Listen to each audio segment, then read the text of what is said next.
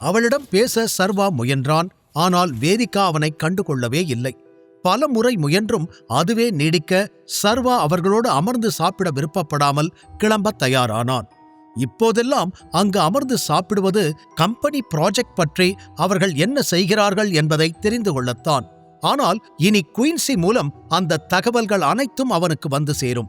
எனவே அங்கு அமர்ந்து அவர்களோடு பேசி காலையிலேயே வாக்குவாதம் செய்ய விருப்பப்படாமல் கிளம்பிவிட்டான். யாரும் அவனை சாப்பிட்டுவிட்டு செல் என்றும் கூறவில்லை.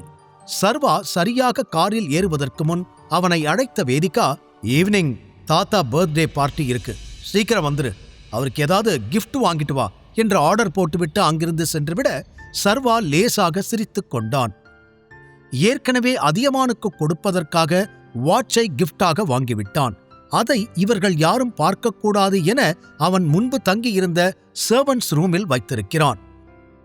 ஈவினிங் பார்ட்டியில அதை கிஃப்டா அவருக்கு கொடுத்துடலாம் என்று மனதிற்குள் நினைத்து கொண்டவன் ஆபீஸுக்கு கிளம்பினான். மாலை நேரம் அதியமானின் பர்த்டே பார்ட்டி ஆரம்பித்தது. அந்த மொத்த வீடும் பெரிய அளவில் அலங்காரம் செய்யப்பட்டிருந்தது. பார்ட்டிக்கு என சில உறவினர்கள் மற்றும் நண்பர்களை அழைத்திருக்க அனைவரும் விலை உயர்ந்த உடையில் பார்க்கவே பணக்கார கலையோடு வந்து சேர்ந்திருந்தனர். சர்வா இறுதியாக அங்கு வந்து சேர உள்ளே நுழையும் பொழுதே கூட்டம் கூட்டமாக பலர் நின்று பேசிக் கொண்டிருந்தனர். ஃப்ரெண்ட்ஸ் அண்ட் ஃபேமிலியை மட்டும்தான் கூப்பிட போறேன்னு சொன்னாங்க, இவ்வளோ பேர் இருக்காங்க என்று சுற்றி பார்த்தவன் ஒருவேளை இவங்க ஃபேமிலி ஃப்ரெண்ட்ஸே அதிகம் போல என்று நினைத்து கொண்டான். அவன் மேலும் சிந்திப்பதற்குள் இந்த இத்துப்போன கார்ல இங்க வந்தது யாரு என்று ஒரு பெண் சர்வாவின் காரை காண்பித்து கேட்க, அதோ நிக்கிறானே ஒரு பையன், அவன்தான் என்று இன்னொரு பெண் கூறினார். அவர்களை நிமிர்ந்து பார்க்க குறுக்கே வந்த தீரஜ், அதுதான் வேதிகாவோட ஹஸ்பண்ட், உங்களுக்கு தெரியாதா என்று அறிமுகம் செய்து வைக்க அந்த பெண்களுக்கு எல்லாம் பெரும் ஆச்சரியம். கூடவே தீரஜ் மீண்டும், அவன் இந்த வீட்டோட மருமகன்னு சொல்ல முடியாது, இந்த வீட்ல ஒரு வேலைக்காரன் மாதிரி இருக்கான், வீட்லயே அவன்தான் வேஸ்டா இருக்கான் என்று சர்வாவை பற்றி பேசிக்கொண்டே போக, அப்படின்னா இவன் ரொம்ப புவர் கை அப்படிதானே என்று அந்த பெண் தீரஜ் சொன்னதை வைத்து கேட்க, என்ன இருந்தாலும் வேதிகாவுக்கு நல்ல மாப்பிள்ளை கிடைச்சிருக்கும், எதுக்காக இப்படி ஒரு பையனை கல்யாணம் பண்ணிக்கிட்டா, பார்க்கறதுக்கு அழகா இருக்கான், அது மட்டும் போதுமா, இந்த பொண்ணுங்க ஏன்தான் இப்படி இருக்காங்களோ என்று உடனிருந்த அந்த பெண் கூற தீரஜ் தனக்குள்ளேயே மெதுவாக சிரித்து கொண்டான்.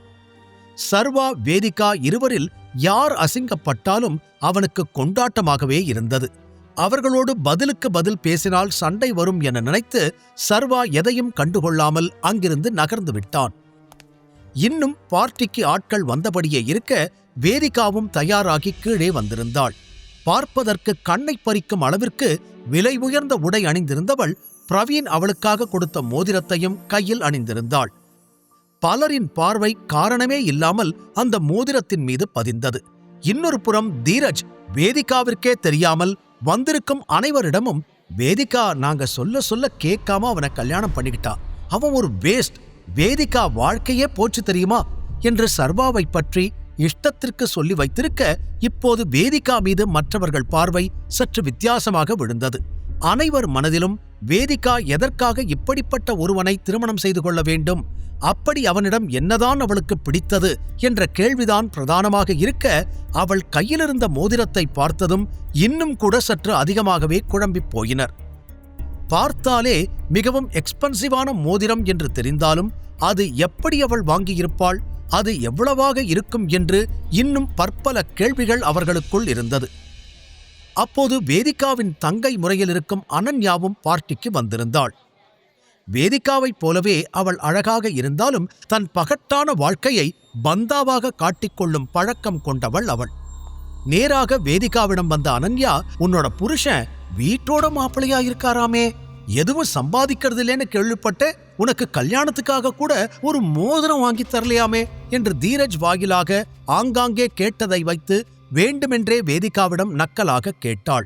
அவளை பார்த்துவிட்டு தூரத்தில் இருக்கும் சர்வாவை ஒருமுறை பார்த்த வேதிகா பெருமூச்சுடன், உனக்கு என்ன கேட்கணுமோ அதை டைரக்டா கேளு, எதுக்கு தேவையில்லாம என்னென்னமோ பேசிக்கிட்டு இருக்க என்றாள்.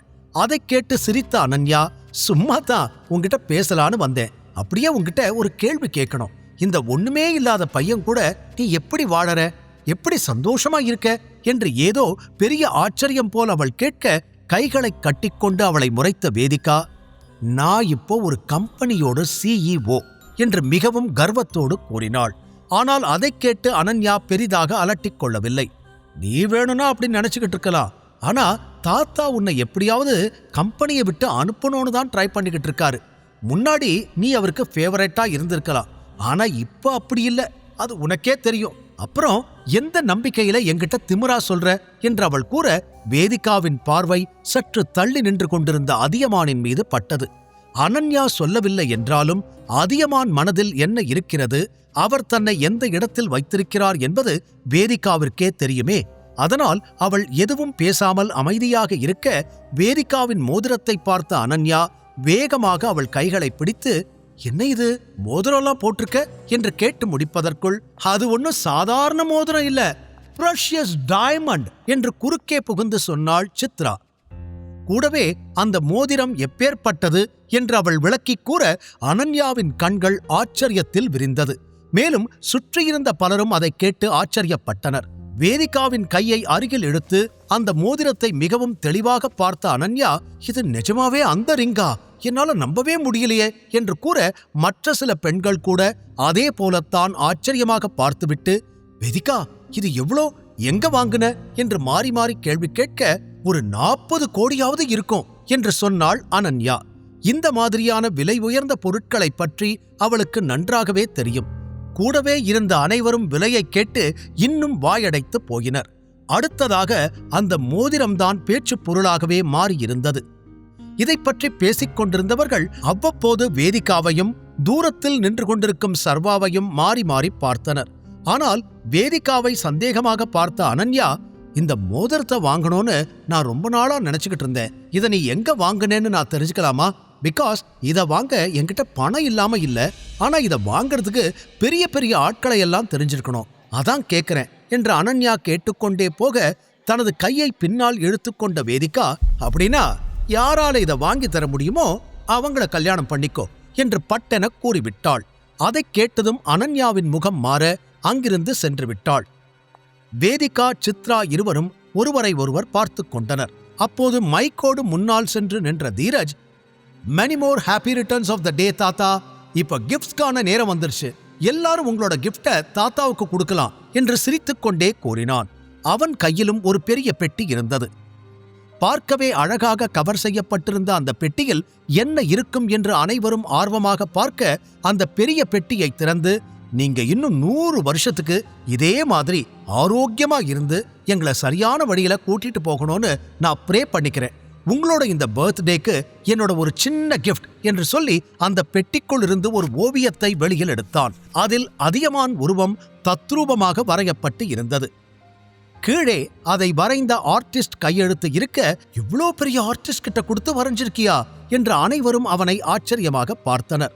தாத்தா மனதை தொடும் அளவிற்கு கிஃப்ட் கொடுக்க வேண்டும் என நினைத்த தீரஜ் பல நாட்களுக்கு முன்னாலேயே மிகவும் சிறந்த ஓவியர் ஒருவரிடம் கொடுத்து இதை தயார் செய்திருந்தான். இதற்காக நிறைய செலவழித்ததால் தான் ஆகாஷுக்கு தீரஜால் பணம் கொடுக்க முடியவில்லை. மேலும் பணம் இல்லாத காரணத்தினாலேயே ஆகாஷ் இந்த பார்ட்டிக்கு வரவில்லை. தீரஜ் கொடுத்த ஓவியத்தை வாங்கி ஆசையாக பார்த்த அதியமான் முகத்தில் புன்னகை பூத்தது. இது ரொம்ப அழகா இருக்கு தீரஜ், எனக்கு ரொம்ப பிடிச்சிருக்கு என்று பேரனை தோளோடு அணைத்துக் கொண்டு கூறினார். பிறகு அடுத்தடுத்து ஒருவர் பின் ஒருவராக அவருக்கு பரிசு பொருள் கொடுக்க முன்வந்தனர். சர்வா ஓரமாக நின்று நடப்பதையெல்லாம் வேடிக்கை பார்த்து கொண்டிருந்தான். அங்கு நடக்கும் எதிலும் அவனுக்கு பெரிதாக நாட்டமில்லாமல் போக அமைதியாகவே இருந்தான். சரியாக அப்போது வீட்டினுள் நுழைந்தான் பிரவீன். அவன் உள்ளே வந்ததுமே அனைவர் பார்வையும் பிரவீன் பக்கம் திரும்ப சர்வா அவனை பார்த்து எரிச்சல் அடைந்தான். இன்னும் கூட வேதிகாவிற்கு அவன் டூப்ளிகேட் மோதிரம் வாங்கி கொடுத்ததை சர்வாவால் ஜீரணிக்கவே முடியவில்லை. ஒரு பொண்ணை ஏமாத்தி அவளை இம்ப்ரெஸ் பண்ற அளவுக்கு கீழ்த்தரமா இருக்கான். இவனை போய் பிடிச்சிருக்குன்னு அந்த வேதிகா லூசு சொல்லுது. ஆனா அவளுக்கு மட்டும் இந்த மோதிரத்தை பத்தின உண்மை தெரிஞ்சா என்ன ஆகும் என்று தனக்குள்ளேயே நினைத்து சிரித்துக் கொண்டிருந்தான் சர்வா. அப்போது பிரவீனை பார்த்து ஆச்சரியமடைந்த அதியமான், பிரவீன், நீ வருவேன்னு நான் எதிர்பார்க்கவே இல்லை என்று கூறிட, நான் தான் அவனை வரச் சொன்னேன் மாமா என்றார் அம்பிகா உடனே. வேதிகாவை பிடிக்கவில்லை என்றாலும் தீரஜுக்கு பிரவீனை பிடிக்கும். பல முறை அவனுக்கு உதவி தேவைப்பட்ட பொழுது பிரவீன் செய்திருக்கிறான் என்பதால் தீரஜும் அவனோடு நல்ல முறையில் பேசினான். பிறகு பிரவீன் கைகளை பிடித்த அதியமான், என் பர்த்டே பார்ட்டிக்கு வந்ததுக்கு ரொம்ப தேங்க்ஸ் என்றார். எதுக்கு தாத்தா இதெல்லாம்? ஹாப்பி பர்த்டே, நான் உங்களுக்காக ஒரு சூப்பர் கிஃப்ட் கொண்டு வந்திருக்கேன் என்று சொன்னவன் எக்ஸ்பென்சிவான வாட்ச் ஒன்றை அவர் முன்னால் எடுத்து நீட்டினான். அதை பார்த்ததும் அங்கிருந்த பலரும் மூச்சடைத்து போகினர். வேதிகா கூட அதைக் கண்டு பெரிதாக ஆச்சரியமடைந்தாள். உண்மையை சொல்லப்போனால் அந்த கிஃப்ட் அதியமானை இம்ப்ரெஸ் செய்வதற்காக கொண்டு வந்தது போல இல்லாமல் வேதிகாவை இம்ப்ரெஸ் செய்யவே அவன் கொண்டு வந்திருக்கிறான் என்று தெளிவாகவே தெரிந்தது. அவன் நினைத்தது போலவே வேதிகாவும் அதைக் கண்டு ஆச்சரியமடைந்திருக்க, இன்னொரு புறம் அம்பிகாவோ, ஓ மை காட், 12 கோடி ரூபாய் வாட்சா என்று நம்ப முடியாமல் சத்தமாகவே கத்திவிட, அதைக் கேட்டு சர்வா இந்த பக்கம் சற்று எரிச்சல் அடைந்தான். யாருக்கு தெரியும், இதையே எங்கேயாவது டூப்ளிகேட்டா செய்ய சொல்லி வாங்கிட்டு வந்திருப்பான் என்று அவன் முணுமுணுத்துக் கொண்டிருக்க, அது லேசாக வேதிகாவுக்கு காதில் விழுந்ததில், இப்ப என்ன சொன்ன என்று அவனிடம் திரும்பினாள். அதற்கு சர்வா பதில் சொல்வதற்குள், சரி இப்ப எல்லாரும் கிஃப்ட் கொடுத்து முடிச்சாச்சு, சர்வாதான் இன்னும் கிஃப்ட் கொடுக்கல, தாத்தாவுக்கு என்ன கிஃப்ட் கொடுக்க போற என்று சத்தமாக கேட்டிருந்தான் தீரஜ். அவனது நக்கல் சிரிப்பிலேயே சர்வாவை அவமானப்படுத்த வேண்டும் என்ற அவனது நோக்கம் அப்பட்டமாக தெரிந்தது. அதுவரை ஆச்சரியத்திலும் மகிழ்ச்சியிலும் சிரித்துக் கொண்டிருந்த வேதிகாவின் முகம் அடுத்த நொடியே மாறிப்போனது. என்னதான் நல்ல கிஃப்ட் வாங்கிட்டு வா என்று அவள் கூறியிருந்தாலும் நிச்சயம் சர்வா கொடுக்கும் கிஃப்ட் இங்கு அனைவரும் கிண்டல் செய்யும்படிதான் இருக்கும் என்று அவளுக்கு தோன்றியது. ஒருவேளை விக்ரமன் கிட்ட காசு வாங்கி ஏதாவது நல்ல கிஃப்ட் வாங்கிட்டு வந்திருப்பானோ? அப்படி வாங்கினா மட்டும் என்ன ஆயிடப் போகுது? அந்த பணத்தை திருப்பி கொடுக்க இன்னும் எத்தனை மாசம் இவன் வேலைக்கு போகணுமோ என்று அவளாகவே ஏதேதோ நினைத்துக் கொண்டிருக்க, இந்த பக்கம் சர்வாவை பார்த்து சிரித்த அனன்யா, இவர் கையில ஒரு பழைய பாக்ஸ் இருந்துச்சு, அதுதான் கிஃப்ட்னு நினைக்கிறேன் என்று கூறினாள். அப்படியா? அந்த கிஃப்ட் தாத்தாவுக்கு கொடு சர்வா என்று தீரஜ் சொல்ல, நான் ஏற்கனவே எல்லாரும் கிஃப்ட் வச்சிருந்த இடத்துல வச்சுட்டேன், தனியா எதுக்கு கொடுக்கணும் என்று சாதாரணமாக கேட்டான் சர்வா. அவனை நிமிர்ந்து பார்த்த அதியமான், என்ன கிஃப்டா இருந்தாலும் என் கையில கொடு, இல்லைனா நீ கிஃப்ட் கொடுக்கலன்னு நான் நினைச்சுப்பேன் என்றார். அதை கேட்டதும் சர்வா அதிர்ந்தான். கூடவே சுற்றி பார்க்க அனைவரும் அவனைத்தான் பார்த்து கொண்டிருந்தனர். சிலர் அவனை பார்த்து சிரித்துக் கொண்டிருக்க, வேதிகா தலையில் கை வைத்து குனிந்து நின்றிருந்தாள். சர்வா என்ன செய்ய போகிறான்? முழு கதையையும் கேட்டு மகிழ பாக்கெட் FM ஆப்பை டவுன்லோட் செய்யுங்கள். லிங்க் டிஸ்கிரிப்ஷனில் கொடுக்கப்பட்டுள்ளது.